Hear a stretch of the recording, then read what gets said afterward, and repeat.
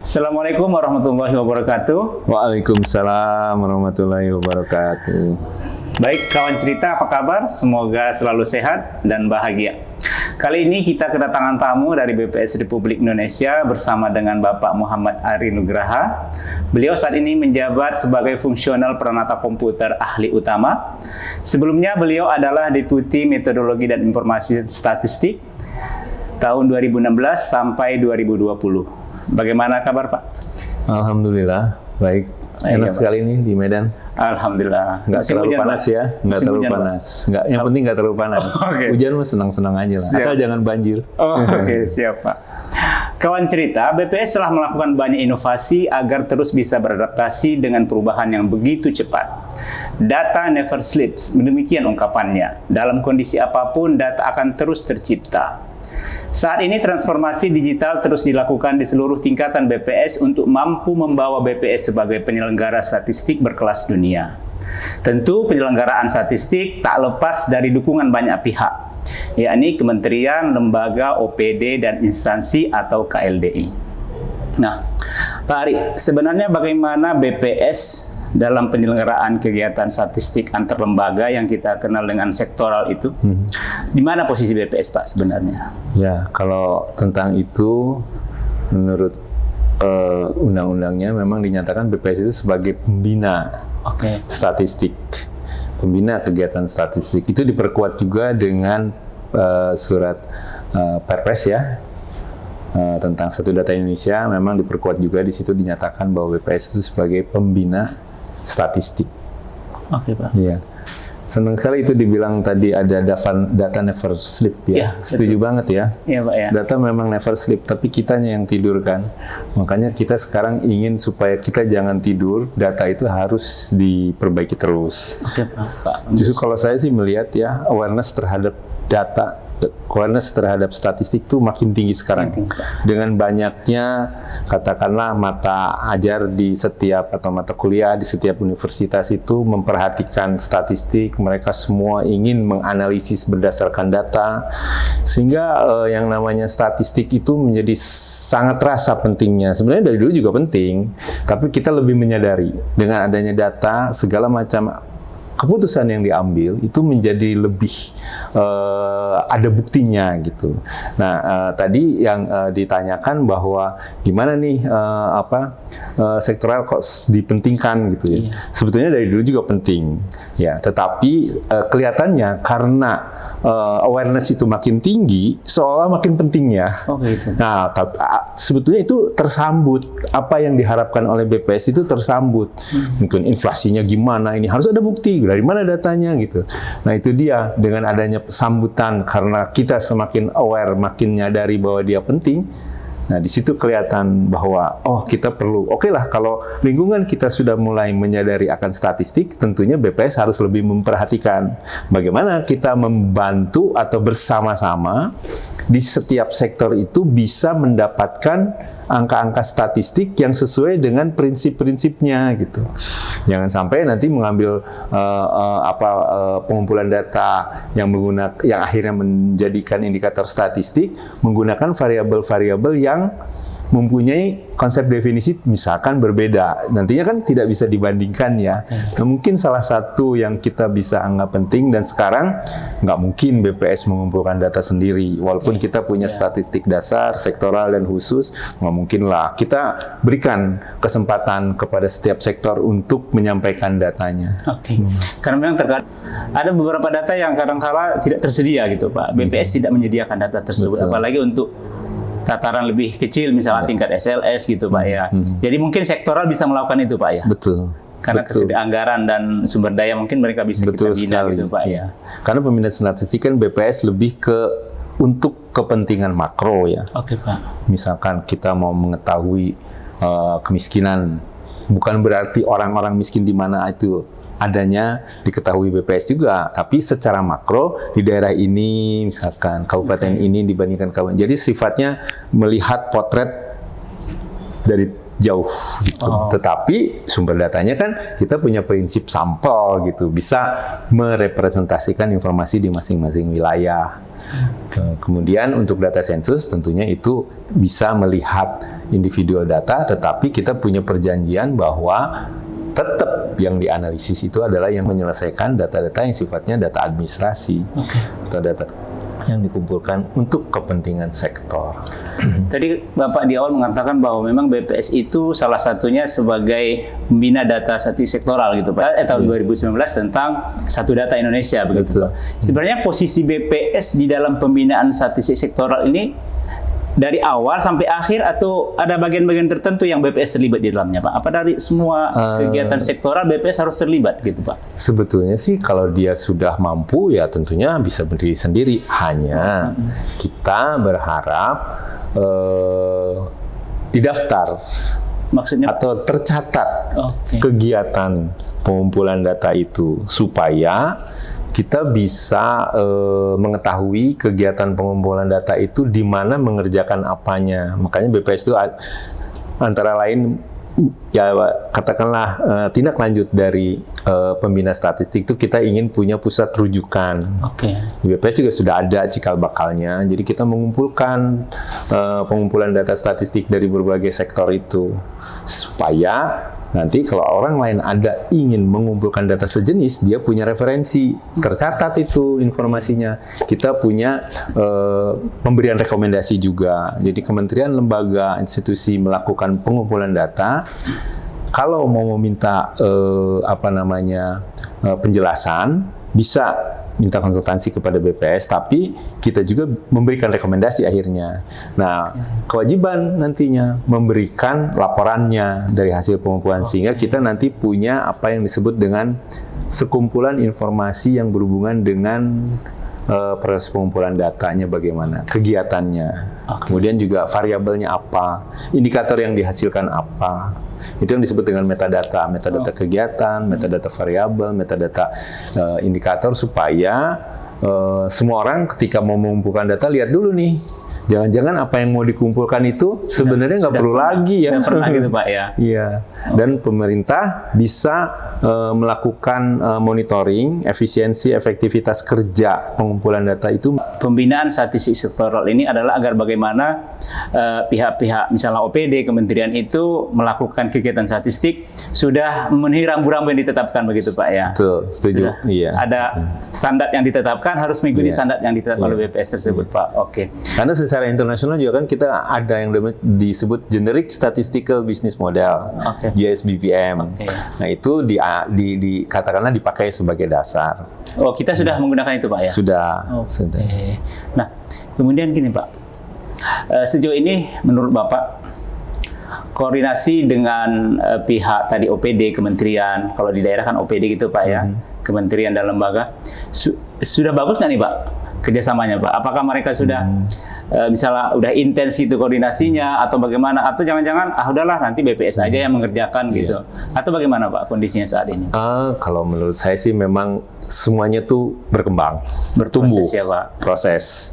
Jadi kita merasa ingin semuanya itu berkolaborasi, berkontribusi, ya bekerja sama. Tapi kadang-kadang dalam prosesnya kita masih punya rasa, mungkin yang disebutnya sebagai rasa sektoral. Tapi itu semua makin kesini makin baik. Kita makin merasa satu, karena memang dari pusatnya sendiri ada Perpres yang mengatakan kita harus bikin Satu Data Indonesia kan. Jadi rasa itu sudah timbul. Tetapi proses itu masih ada. Mungkin itu yang harus kita perbaiki. Tapi saya sih merasa apa yang terjadi sekarang lebih baik dari yang dulu. Dari sebelumnya ya Pak? Iya, jauh lebih baik, jauh lebih baik. Bahkan kalau ingat sekarang kan lagi Reksosek ya, registrasi sosial ekonomi, timbulnya Reksosek sendiri itu hasil Dewan Pengarah Satu Data Indonesia memperhatikan ini gimana ya, kok yang ini ngumpulin, yang ini ngumpulin, yang ini ngumpulin, gimana kalau kita satukan gitu. Nah itu antara lain bagian dari kita semua makin tahu, dan sektoral itu nanti akan makin lebih efisien. Sudah ada bentuk kerjasamanya Pak ya? Iya, sudah ada, sudah ada. Kemudian nih Pak, tadi Bapak sempat kita ungkit tadi satu data Indonesia. Kadang-kadang kan orang bertanya nih Pak, maksudnya satu data ini apakah sumbernya satu atau mungkin beberapa sumber digabungkan diolah menjadi satu gitu. Sebenarnya satu data Indonesia ini konsep sebenarnya gimana Pak? Kalau saya pikir sih satu data Indonesia tuh justru kita sumbernya untuk suatu data tuh diketahui ya, dan jadi satu sumber dan ditempatkan di sebuah tempat yang bisa diakses. Tetapi sumber data memang banyak, apalagi sekarang dengan adanya big data kan, apalagi kita juga menyadari ada sektoral gitu ya, sehingga ketika kita menganalisis data yang dikumpulkan oleh BPS misalkan, mungkin perlu ada dukungan dari data sektor apa.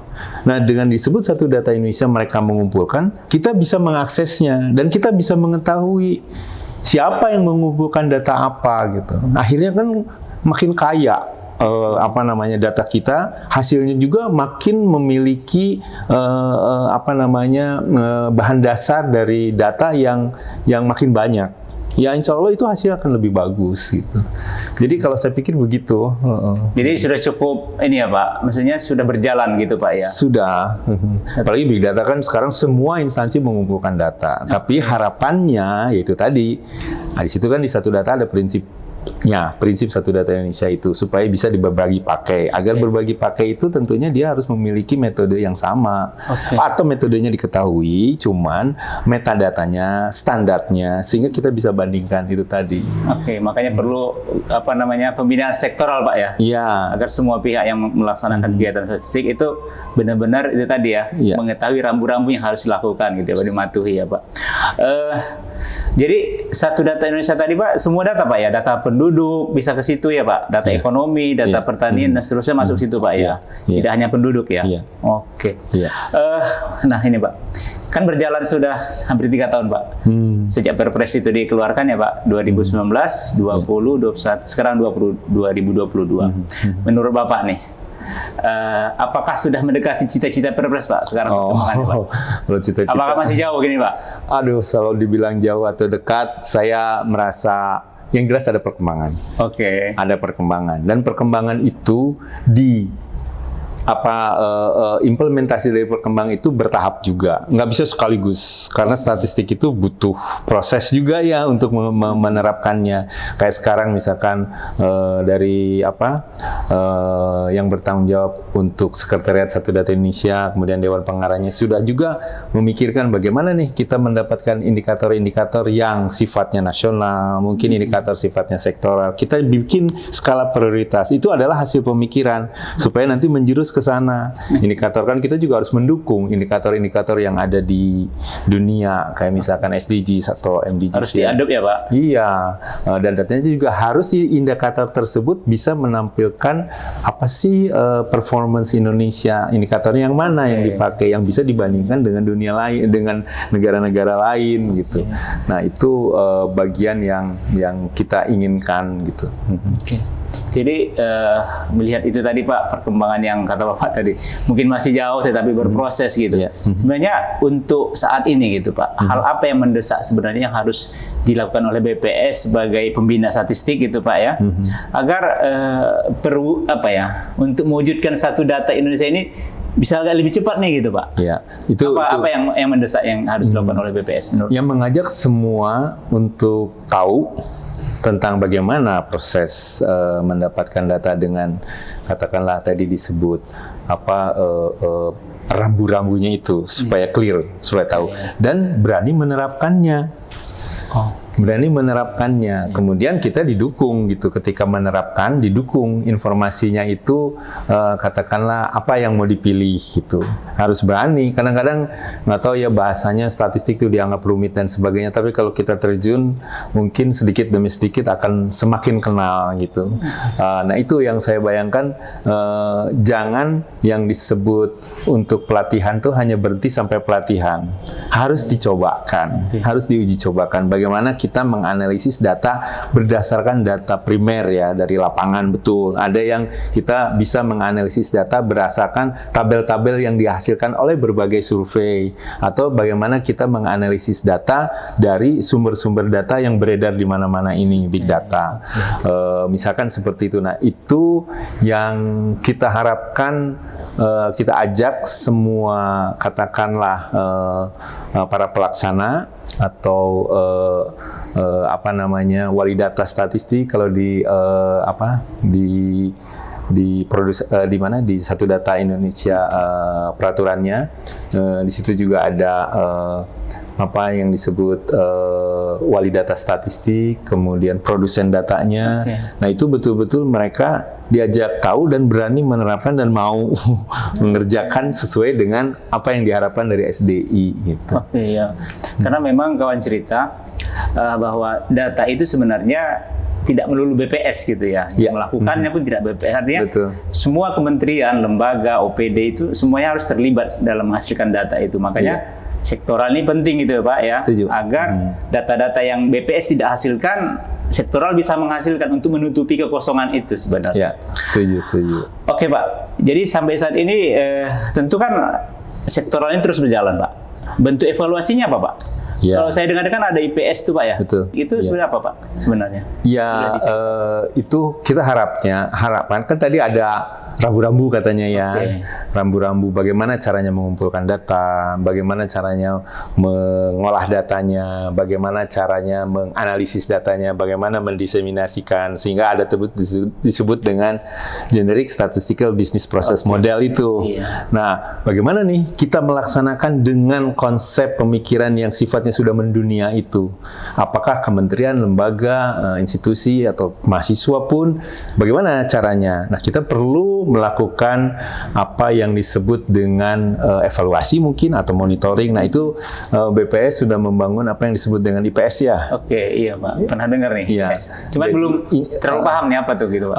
Jadi di sana nanti kita bisa melihat sejauh mana kementerian, lembaga, atau mungkin OPD melakukan kegiatan statistik. Kita akan ada indikator-indikatornya, kegiatan mana yang dianggap sebagai katakanlah tingkat kebenaran yang benar lah, yang paling tinggi. Kalau kita mengumpulkan data, tentunya kan butuh pelatihan ya. Jangan ujuk-ujuk mengumpulkan data, kumpulkan data aja. Terus kita tidak punya konsep, tidak punya bagaimana caranya mengumpulkan data, bagaimana kita meyakinkan bahwa si pengumpul data itu mengerti. Jangan sampai nanti mengumpulkan anak SMP, kita kapan dia lulus, dia pendidikan tertingginya apa gitu. Nah, yang disebut pendidikan tertinggi itu apa? Dia lulus pendidikan tertinggi dari sekolah yang mendapat ijazah gitu. Kalau dia sekolahnya 3 SMA, berarti dia pendidikan tertingginya mungkin masih SMP yang berijazah. Misalkan kalau itu konsep yang mau dipakai, semua orang harus pakai itu. Supaya nanti kalau jumlah lulusan SMP sekian, konsepnya belum jelas gitu Pak ya? Konsepnya harus sama. Standar data itu Pak ya? Iya. Tapi itu nggak rahasia Pak ya hasilnya Pak ya? Harusnya nggak rahasia. Nggak rahasia Pak ya? Harus ada hasilnya dong. Harus terbuka. Tentu untuk meningkatkan performa mereka juga Pak ya? Kalau nggak tahu kurangnya di mana mungkin gitu-gitu aja Pak gitu ya? Perkembangannya nggak bagus gitu Pak. Oke Pak, ini terakhir nih Pak. Harapan Bapak nih kepada pelaksana studi sektoral gitu Pak. Apa harapannya Pak? Jadi agar misalnya Satu Data Indonesia ini dengan tadi rambu-rambu yang ada itu segera terwujud. Harapannya gimana Pak? Ya, mari kita berpikir untuk Indonesia. Iya kan? Dugaan saya dengan kita berpikir untuk Indonesia, kita memperkecil ego sektoral. Jadi mari kita sama-sama, kalau misalkan yang memimpin Satu Data Indonesia itu berharap ke arah sana, coba kita ikutin, kita dukung dengan segala macam supportnya gitu. Jangan, dia gini, jangan saling menjatuhkan, tapi kalau saya ingat, kita justru harus saling mendukung gitu. Dan saya pikir ini sudah dirasakan bahwa timbulnya banyak kegiatan-kegiatan, kita mendapat dukungan dari teman-teman. Juga terutama salah satu yang harus juga diberikan dukungannya oleh respondennya ya. Ya kan kita punya konsep yang bagus, tapi kalau respondennya tidak menjawab dengan yang sebenarnya, atau dia tidak mau dicaca, tidak mau didata, dari mana pemerintah mendapatkan informasi itu gitu? Mau bikin jalan yang bagus aja juga kan harus tahu jalan mana yang jelek. Kalau atau kita mau katakanlah yang lagi rame ingin meningkatkan kesehatan balita gitu. Terus waktu kita stunting, kalau kita tanya dia nggak ngerti pula itu stuntingnya gimana ya? Apa itu yang disebut stunting? Makanya konsepnya jelas. Nah, dia harus menyampaikan, jangan disembunyikan gitu. Atau kalau dia nggak stunting ya jangan bilang stunting, atau dia kalau misalkan dia nggak miskin jangan bilang miskin gitu ya. Nah, yang kayak gitu kan kejujuran akhirnya kita bisa menyimpulkan berdasarkan data yang bisa dipercaya, akhirnya buat kita juga. Iya kan, pemerintah mengeluarkan program, mengeluarkan dananya untuk kepentingan masyarakat juga. Tapi kalau masyarakat tidak memberikan datanya dengan baik, waduh gimana ya nanti kesimpulannya, jadi salah nanti program yang masuk ke dia juga. Ya itu yang kita harapkan, mari kita bersama-sama berkontribusi sesuai dengan kapasitas yang kita miliki. Oke. Ya. Oke, jadi kawan cerita kolaborasi gitu ya. Siapapun setuju kita banget. untuk contohnya untuk satu data Indonesia ini ya kita berkolaborasi semua gitu. Tidak hanya BPS tadi kita ulangi, tidak hanya BPS, semua stakeholder juga harus terlibat begitu. Oke, Pak Ari, mungkin itu saja bincang-bincang kita luar biasa, menambah wawasan kita, mudah-mudahan bermanfaat. Baik kawan cerita, demikian bincang-bincang kita dengan Pak Ari Nugraha. Semoga membawa manfaat buat kita semua. Amin. Jangan lupa tetap saksikan podcast kita Pas Kalibah. Demikian, Assalamualaikum warahmatullahi wabarakatuh. Waalaikumsalam warahmatullahi wabarakatuh. Ya. Oke, terima kasih.